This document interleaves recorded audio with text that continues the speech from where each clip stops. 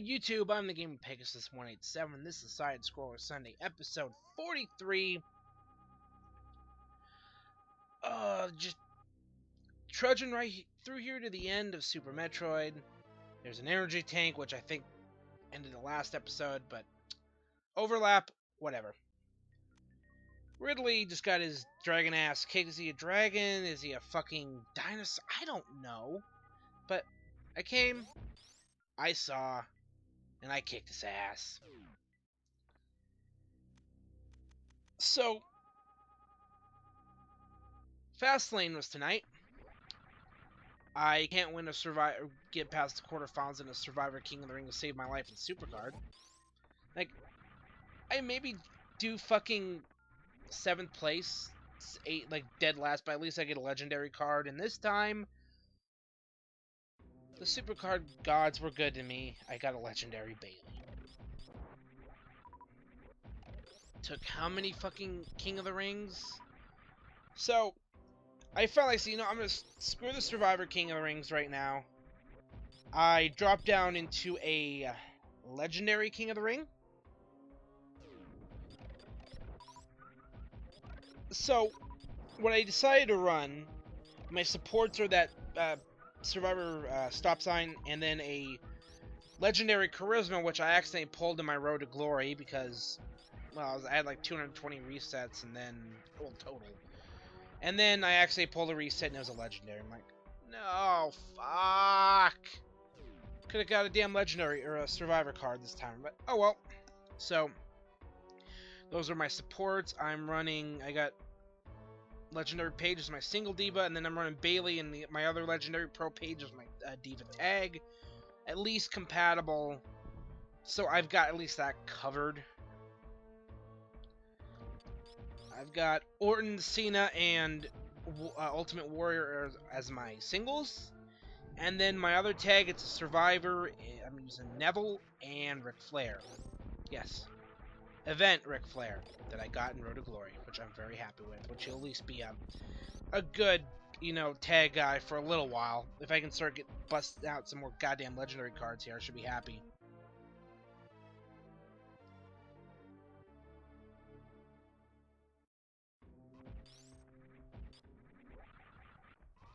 So, I'm hoping this should work out. I'm just gonna keep going for fucking legendaries. Hopefully I get another Bailey. And then I might go back in the Survivor King of the Rings. But I think at that point, maybe I'll get lucky and get a Survivor Pro. Maybe. I doubt it.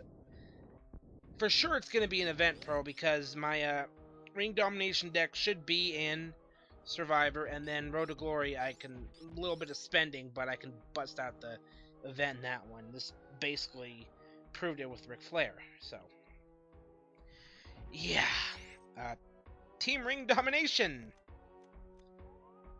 I swear to God, this thing just keeps locking up randomly. I'm gonna be fucking pissed. I don't know why it does. I really need a new computer, but. Yes, Team Ring Domination. A 100 shard board, and I get it's basically a card of my team's tier, so it's a legendary. And I'm hoping for Bailey. Come on! I doubt it, though. It's probably gonna be a fucking Dolph Ziggler or a Mark Henry, which, FYI, I already have. This is ridiculous with my fucking these legendary pros, because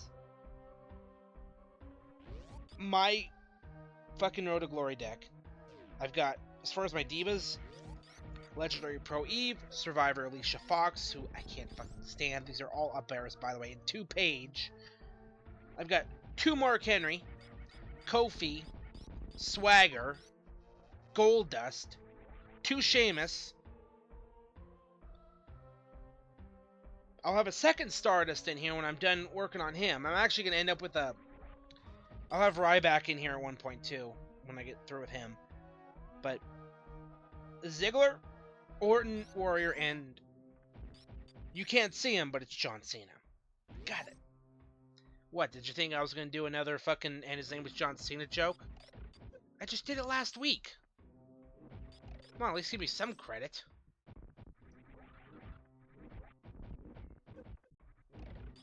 Anyway.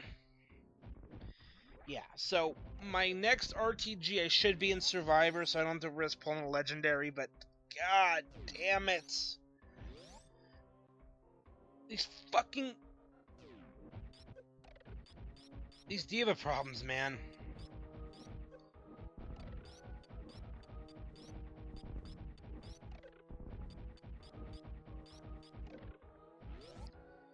I mean, as far as... I've only gotten one Survivor Diva, and that's Alicia. I was hoping to get in the Survivor tier before I hit my Diva reward, but that didn't happen. This ended up how I got Nikki. Or as I call her, Funbag Cena. But Nikki and Naomi have been they were actually my go-to tag team in fucking Legendary King of the Rings forever. Solid team.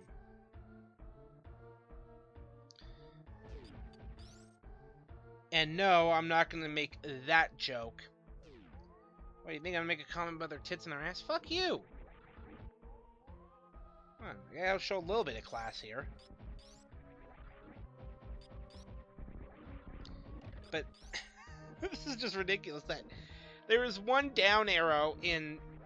There was one fucking down arrow diva that they had to add, by the way, that wasn't in there before.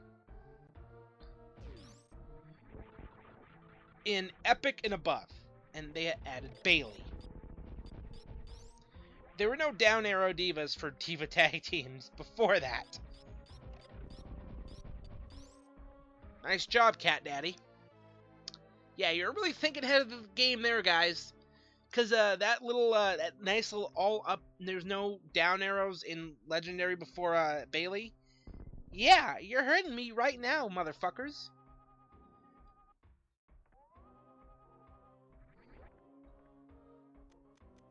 Yeah, because there's no Eva Marie, which... Why would I want to use her anyway? She's awful. First of all, she was all over the goddamn Fastlane advertising. It's like, no, I don't care about Eva Marie. She needs to go away. Like, really, just go away. Only good she's doing is the fact she's acting as a fucking heater for goddamn Nia Jax.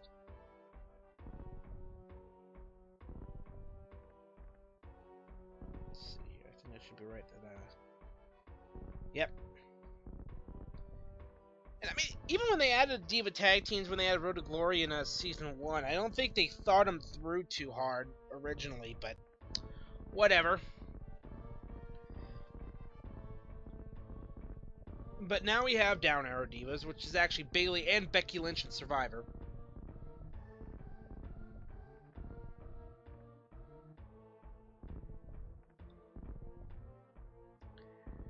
You know, in the same way that this is being inside because I actually stopped doing a little side thing. I stopped recording so I could take out the joke I forgot to edit in last week. And I've already been having problems with this fucking episode anyway. Because it's been lagging, it's been fucking just stopping, spurting randomly. I actually took a bunch of stuff, put it on the hard drive, old episodes, old Slamcasts and shit, and then forgot to actually took off my footage, so I put it back on my computer. So, but yeah, anyway. Bailey, Becky Lynch are the down arrows in Survivor for Divas, so that's good. Whether I'll pull them, I don't know. This game is very stingy when it comes to giving me Divas. That was the one thing that was always holding me back in Season 1, where outside of, well, even then, when I was so balls deep in WrestleMania tier that the only two, you know, non-WrestleMania probes I had were my fucking Divas for my King of the Ring, and they were both Survivor Fusion Nikki.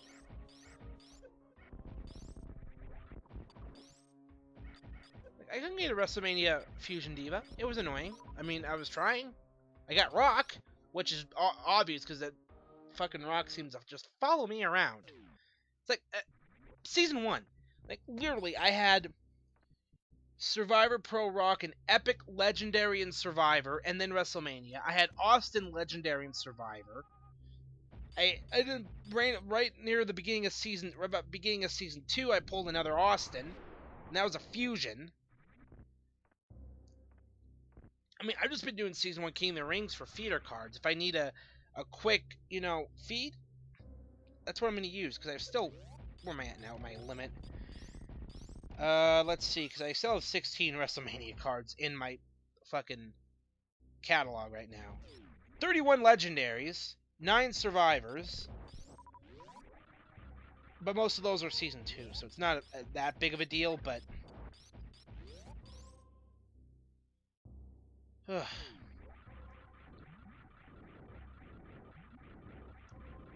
Diva problems, man.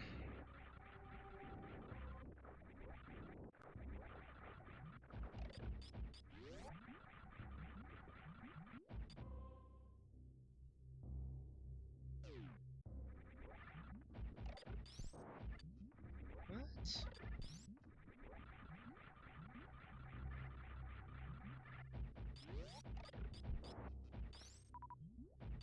New follower on Twitter. It seems like, yeah, I got my Twitter notifications set where it notifies me when I get a follow, and just for a few accounts I actually care about following. Which, in all honesty, it's only, I think, 3 I have set.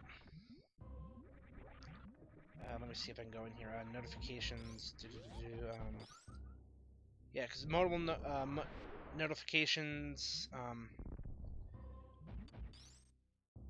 It's like 3. I got 3. Okay, yeah, I remember now. I'm trying to look at the list here. It's the WWE Supercard account, because I always like to know kind of what, you know, when they post what the next event card is going to be. It's always nice to know. The Iron Sheik, obviously, because if you're not following the Iron Sheik on Twitter, you are absolutely missing out.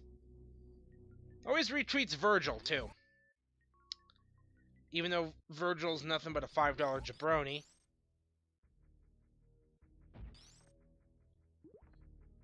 And then Jay Hunter of OSW Review. Which I still need to get one of his shirts, by the way.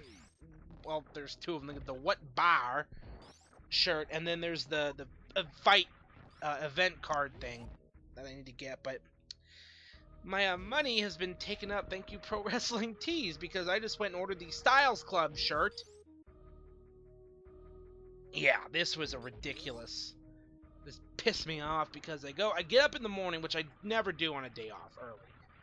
And I get up, I go, you know, because I go get a gift card, because I don't have a bank account right now.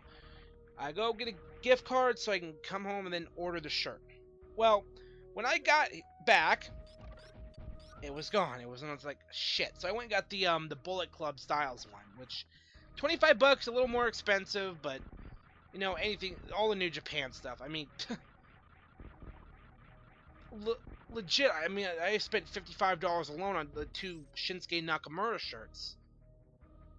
But yes, I got Styles Club coming in. Speaking of the King of Strong Style, WWE posted a video of him signing his contract, seeing the Performance Center, arriving in America. Kevin Owens and AJ Styles and Finn Balor talking about him. Like, oh, the fucking hype is real. Oh, god damn. And he speaks really goddamn good English, too. So, but you just hear it because you can tell he still has that accent, and it's like, oh, Kevin Dunn's gotta be losing his goddamn mind. Just, oh, please. I would find a way to get a massive loan. I would find a way to beg, borrow, and steal whatever amount of money it took for Shinsuke Nakamura to knock Kevin Dunn's Bucky Beaver motherfucking head off his goddamn shoulders.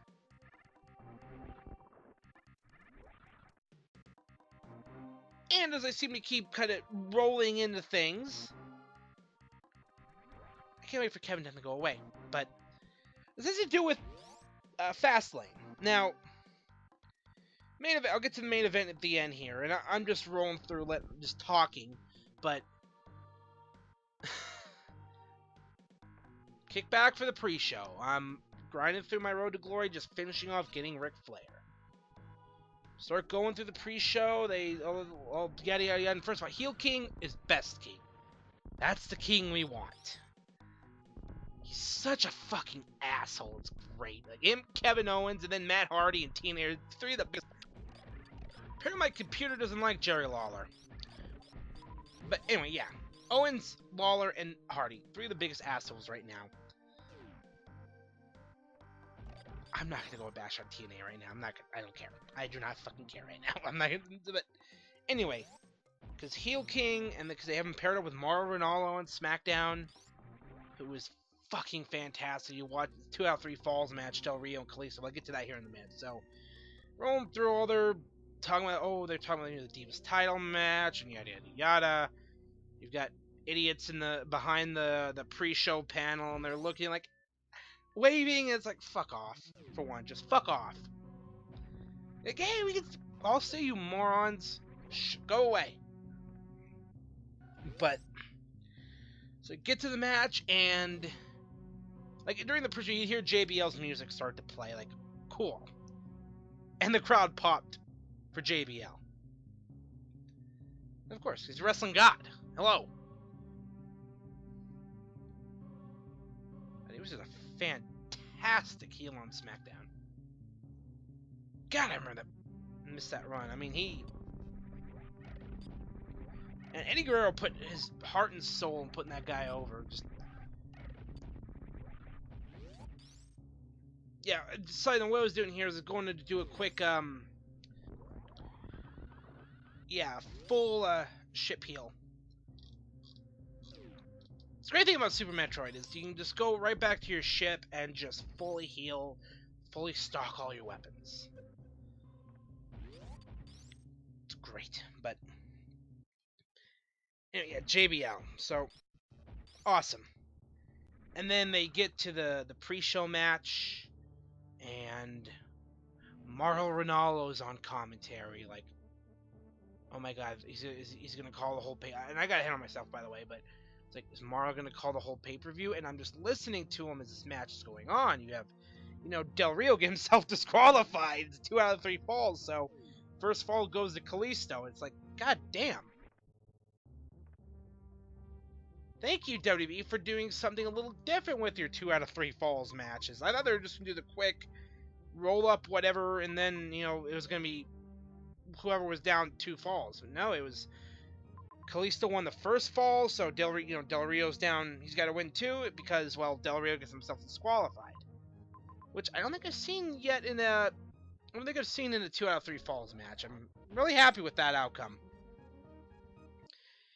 Of course, Kalisto wins the match, but I'm just listening to Mauro Ranallo, and it's like he's calling the match. He's not plugging the app every 2 seconds. He's not plugging whatever schlock shit they have coming. He's not plugging Total Divas or whatever the fucking bullshit. But, and it's just like, oh god, it's a fresh voice. Then the match ends. Kalisto retains.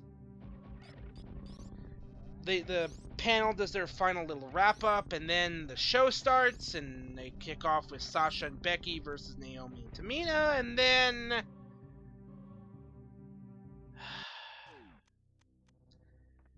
Maggle. Goddamn Maggle Cole. Ugh. I'm like, oh great. Really? It was just for the... Like, fuck you. Really? Just... Cole, go away. Do the stupid, like, interview segments where Kevin Owens owns your ass every 2 minutes. Please. We don't want you on TV. We're sick of hearing you plug the fucking... It's like, great. This is gonna be...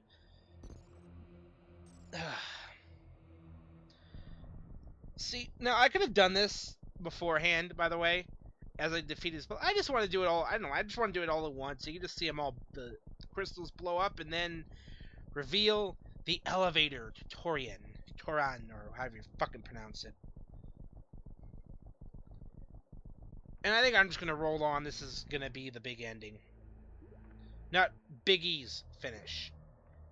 But because I'm not even to the main card yet, but. So, my obvious dislike for Michael Cole aside.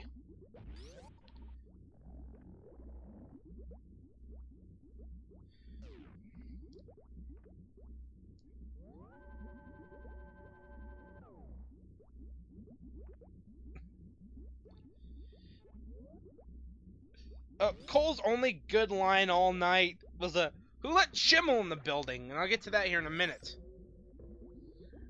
But Sasha Becky wins, as I predicted on Slamcast. Me and Brandon predicted, because there's no reason, if you're going to set these women up for the triple threat with the Divas Champion, who is Charlotte, by the way, thank God. I'll get to that here in a second. But, yeah, good match. God, I love these women. God, by the way, music in this level is just brooding. It's very unsettling. Like, you know, like, first of all, Metroids, these enemies are nuts, but they are fucking freaky in Metroid Prime, man. Because they just latch right on your goddamn face. Like, if you don't see them coming, I'll try to keep them in front of me at all times, but all of a sudden, like, suddenly be like, wham! Like, fuck! You know, it's ridiculous.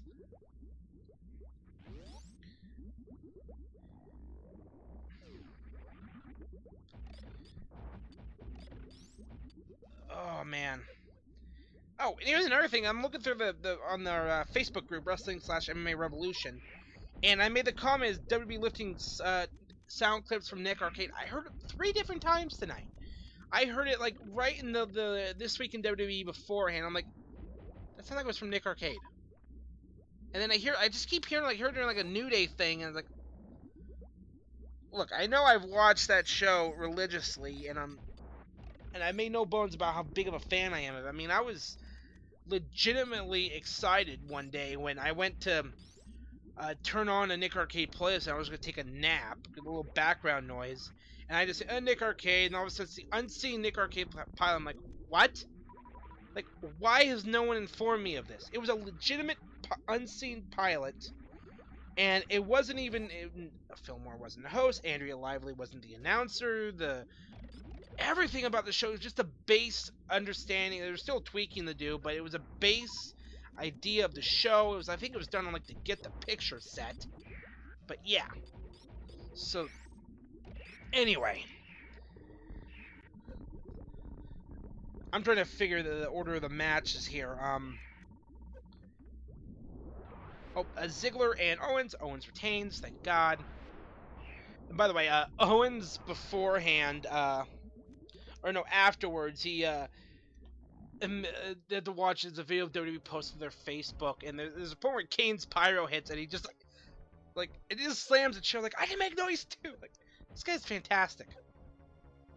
It basically calls Ziggler an unbearable human being, which is hilarious. Unbearable human beings. I'd say that's more Dana Brooks territory. God, her voice. I don't know. Besides the point, I'm getting ahead of myself as far as AJ and Chris Jericho was a fantastic match. And then it fell off the rails. We had team. You know, I could have done without Stone Cold Ryberg in this match. Just made it Kane and Big Show versus 2 of the Wyatts. I would have been fine with that, honestly. But this match was okay. It was kind of a whatever match, but what was the point of Show, Kane, and Ryback winning?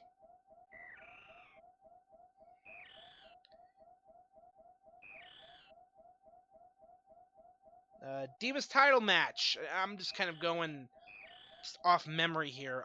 Let's see. We had... Now, they were hyped. They were bringing this... a couple times, at least once or twice during the pre-show, and then during this, they showed clips of Daniel Bryan's retirement speech. God, I still get goosebumps thinking about that. That was a depressing night. It really was. And they were like, oh, Bree's going to be wearing Daniel Bryan's kick pads from WrestleMania 30. I'm like, oh, please, don't do what I think you want to do. You know, have fucking Bree win the title. Thank God they didn't. But it's like, she's doing the yes kicks, and it's just like, Brie, I know you're gonna retire. You're just, it's like, I knew she wasn't gonna win this match. I was hoping she wasn't, and she didn't. Thank God.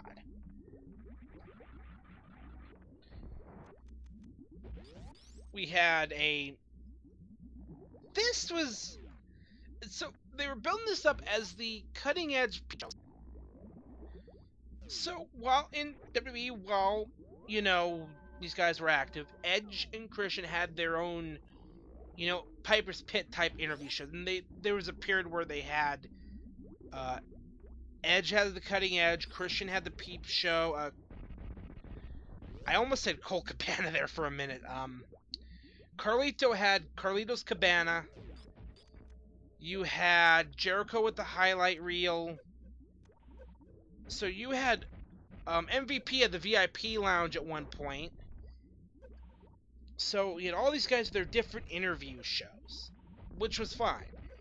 So Edge and Christian, this is basically the build up to the Edge and Christian show that totally reeks of awesomeness, and I'll get to that here in a minute after the pay-per-view. But so it's the cutting edge Peep Show with the New Day, and entertaining as hell. Edge and Christian are fucking entertaining. They're funny, and New Day is fucking New Day. Now, I thought, as they're doing this back and forth, that all of a sudden we were gonna you know, realest guys in the room.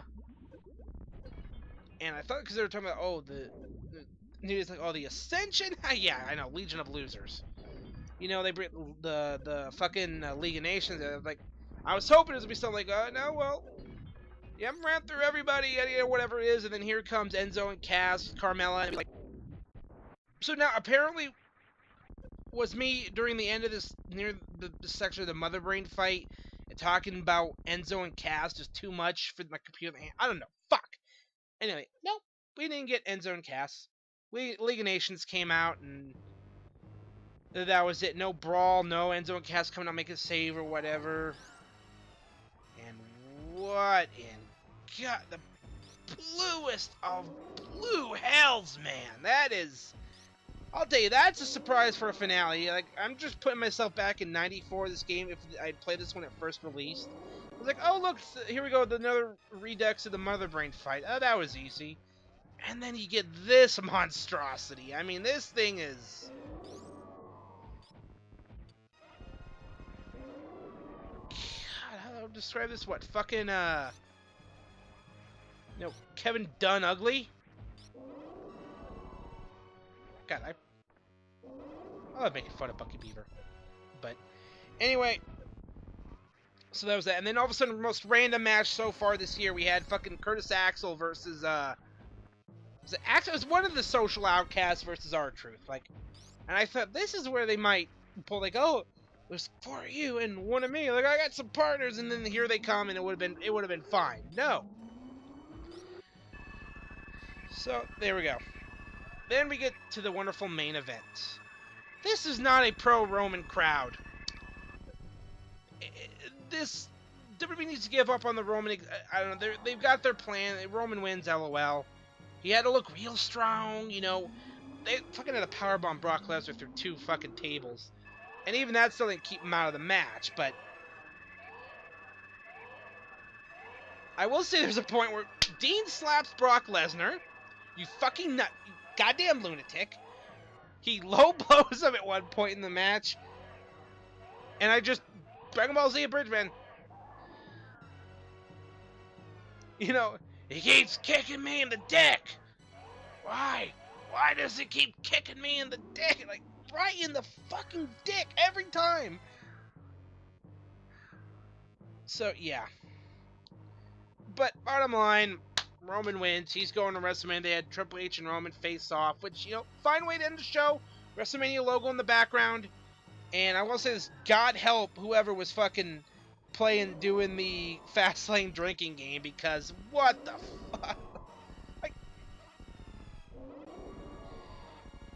Like, take a shot when AJ Styles is referred to as a rookie. Someone points at the Mania logo. Brie Bella does a Daniel Bryan spot.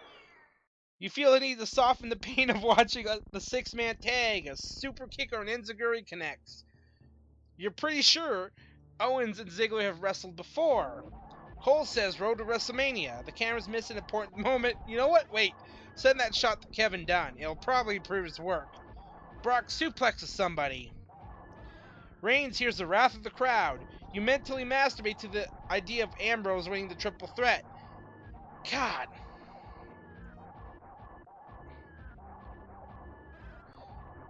Thank you, Heelbook.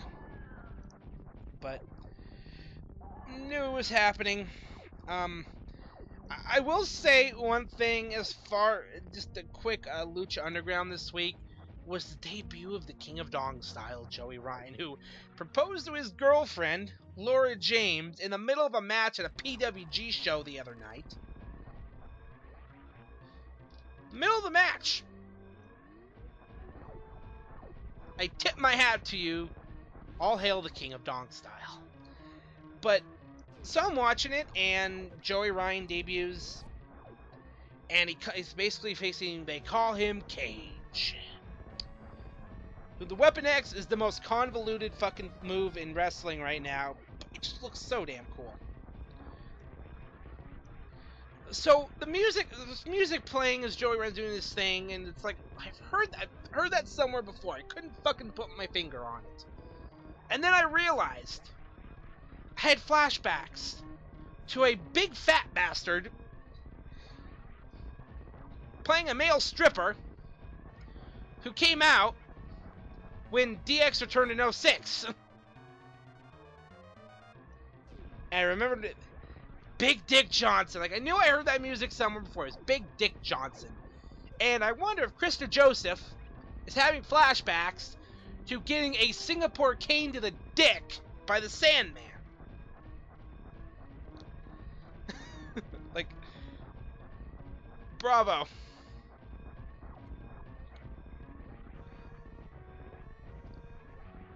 But, you know what? Roman winning, I knew it was happening. There was no stopping it. WWE had their plan. It's gonna be Roman and Triple H. There's no fucking Deus Ex Machina. Seth Rollins doesn't have Money in the Bank. You know, they're not gonna pull that again at WrestleMania. They can't. Seth Rollins is hurt. Dean was only in there to eat the fall. That's it. But that wasn't over. No. Because I've been looking forward to this for a good month. The Edge and Christian show that totally reeks of awesomeness. Oh my god, this was funny. This was fucking great. Now, if you remember that original network special, that was 2014, I remember. Yeah, it was 2014. And there was this network special, and it was Edge and Christian, and it was like in a sense, it's kind of the unofficial pilot of this thing. And I'm going on my Instagram. There's a point where Edge is just doing this thing on suckage, like everything that has ever come out of Michael Cole's mouth. He's a tool. Yes, he is a tool. God. There it is. And then into the ship. And the credits are about to roll. Something just... This was fucking funny. I'm sorry. Just... Whatever sketch comedy. It's like in a sense like a PG Chappelle show. But... There's gonna be no, is Wayne Brady gonna have to choke a bitch? And like the promos they're showing for this thing was it's a sing off with deal with a duet with Mick Foley and Edge to Billy Joe's "We Didn't Start the Fire," and it's just fucking ridiculous. Like, this is gonna be good, and it was. And I mean, I haven't watched Ride Along yet, but I'm gonna.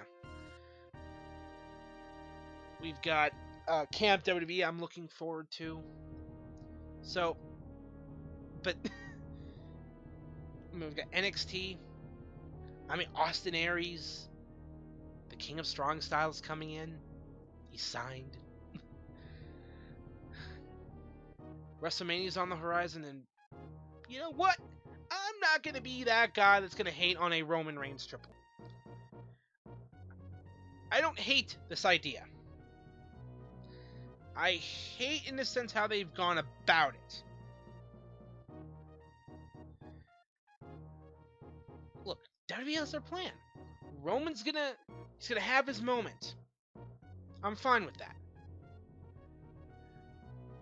I was not as excited about it last year.